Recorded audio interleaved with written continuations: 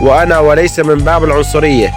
بل من باب الانتماء الجذري والافتخار برجال من قبيلتي، قبيلة الموالي، صنعوا التاريخ وسطروه بالمجد والانتصارات. أثني بقصيدة بحق الأمير فياض أبو السفايف راعي البلهة، وأقول: سر يا هاجس فوق رؤوس المراقيب، سر يا هاجس فوق رؤوس المراقيب، ولديار الموالي حضروا ركايب، لعيال الكنج أمية هلا وتراحيب، أهل الدواوين العامرة ونعم العمام والقرايب، لعيال أبو السفايف بالعركة مكاسيب، قابلين الجمعين ودعوا الشب الذايب، أهل المرجلة من دم المعتدي مشاريب، يوم حمر الموت والعدو خايب، فياض يا راعي البلهة يا ذيب، صار لك المرسول كبار السبايب، فياض يا راعي البلهة يا ذيب، صار لك المرسول كبار السبايب،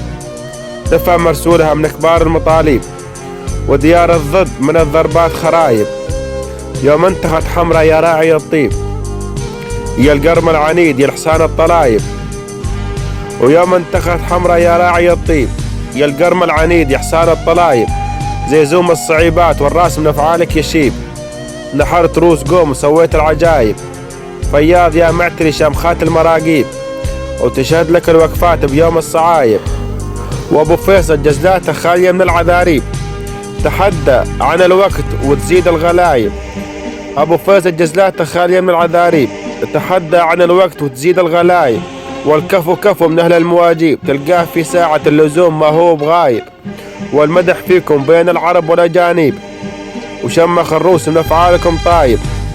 والمدح فيكم بين العرب والأجانب، وشمخ الروس من أفعالكم طايب،